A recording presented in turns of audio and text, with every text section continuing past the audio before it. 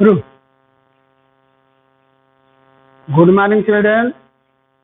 पिछले वीडियो में मैंने आप लोगों को पाठ 2 जल की मिठास के बारे में बतलाया था और आज मैं माधुरी पुस्तक के पाठ 3 असली अपराधी के बारे में बताने जा रहा हूँ। प्यारे बच्चों, आप लोग ध्यान से सुनिएगा।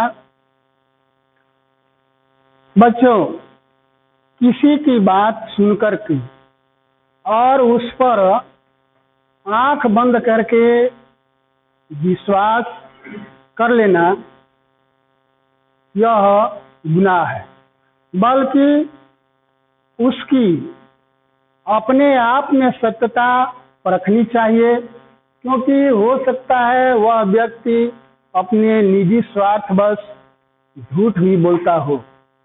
इसलिए उसकी कही गई बातों पर हमें विश्वास नहीं करना चाहिए।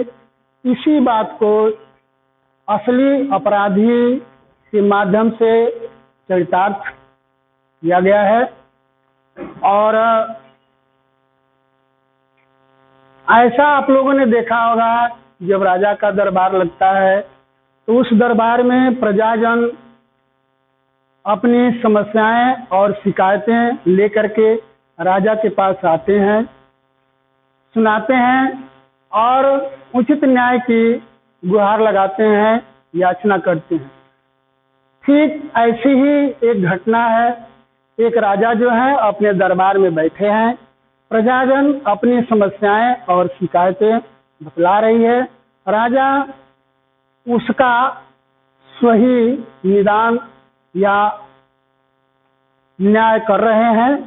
उसी वक्त एक आदमी आता है और राजा के पैरों पर गिर पड़ता है और वह कहता है कि राजा, मुझे न्याय चाहिए। कुछ क्षण के बाद राजा जी उस व्यक्ति को कहते हैं, तुम खड़े हो जाओ, और वह खड़ा हो जाता है। इसके बाद वो कहते हैं कि अपनी समस्याएं सुनाओ। वह अपनी समस्या सुनाता है कि मेरा एक पड़ोसी है, वह बहुत कंजूस है और वह अपनी पुरानी दीवार को कभी मरम्मत नहीं करवाया है, जिसकी वजह से उसकी दीवार गिर गई और उस दीवार से मेरी बकरी जो है दबकर मर गई। मुझे न्याय चाहिए। राजा कहते हैं, ठीक है, मैं तुम्हारी समस्या का समाधान जरूर करूंगा और तुम्हारे पक्ष में न्याय जरूर करूंगा। साथ ही बच्चों, राजा पूरे मामले को सुनने के बाद कह रहे हैं कि इसकी सही जांच करने के बाद ही न्याय तुम्हारे पक्ष में दिया जाएगा। और वह इस तरह के अपने समस्या को सुना करके चला जाता है। इसके बाद राजा का मंत्री जो है वह कहता है कि मैं इस समस्या का समाधान राजा साहब कर दूंगा, आप इसके लिए मुझे कुछ समय दीजिए। राजा मंत्री के अनुसार समय देते हैं और मंत्री पुनः पड़ोसी के पास जाता है, सारी बातें बतलाता है। पड़ोसी कहता है कि इसमें मेरा क्या दोष है, मैं राजमिस्त्री रखा था, राजमिस्त्री ने सही दीवार नहीं बनाया, जिसकी वजह से दीवार गिर गई और उसकी बकरी दब गई। तो राज दरबार में मिस्त्री को राजमिस्त्री को बुलाया जाता है। राजमिस्त्री अपनी बात बतलाता है। इसके बाद वह कहता है राजमिस्त्री कि मैं एक मजदूर रखा था, वह मजदूर चूना और पानी सही ढंग से नहीं मिलाया, जिसकी वजह से वह घोल सही रूप से तैयार नहीं हुआ और वह दीवार गिर गई। तो उस मजदूर को बुलाया जाता है और वह मजदूर कहता है कि राजा जी मैं क्या करूं, मैं एक पानी लाने वाले आदमी को रखा था, वह आदमी पानी लाया और अधिक मात्रा में उसमें डाल दिया, जिसकी वजह से घोल सही रूप से तैयारी नहीं हुआ और जिसकी वजह से वो दीवार गिर गई।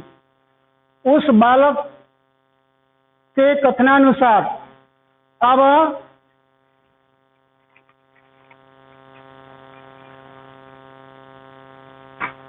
दुकानदार को बुलाया जाता है, क्योंकि बालक ने कहा कि मैं जिस दुकान से घड़ा लिया था वह घड़ा बहुत चौड़ा था और उसमें पानी ज्यादा आ रहा था और वह बहुत कमजोर था, जिसकी वजह से घड़ा फूट गया और घोल में पानी बह निकला और इस तरह से वह सही नहीं बन पाया। तो वह दुकानदार को बुलाया जाता है। दुकानदार आकर कहता है कि राजा जी इसमें मेरा कुछ भी दोष नहीं है, क्योंकि मैं जो पात्र खरीदा था वह उस जो फरियाद लेकर के आया था राजा के पास सुनाने के लिए, उसकी ओर संकेत करके कहता है कि मैं इसी से पात्र खरीदा था और इसी की वजह से इसका पात्र सही नहीं था, इसने सही नहीं दिया, जिसकी वजह से ऐसी घटना घटी। तो इस तरह से वह अपनी कहानी कहता है और मंत्री कहता है कि देखो तुम्हारा सही हर्जाना यही है कि तुमने अपना काम सही ढंग से नहीं किया, जिसकी वजह से उल्टे ही तुम्हारे करने का फल मिला, अतः तुम्हें हर्जाना नहीं मिलेगा, तुम जाओ।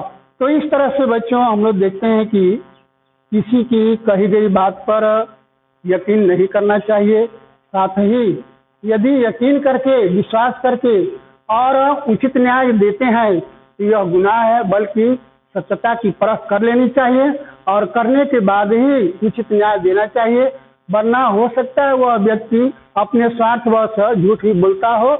तो इन्हीं शब्दों के साथ मैं अपने वक्तव्य को विश्राम देता हूँ। जय हिंद, जय भारत।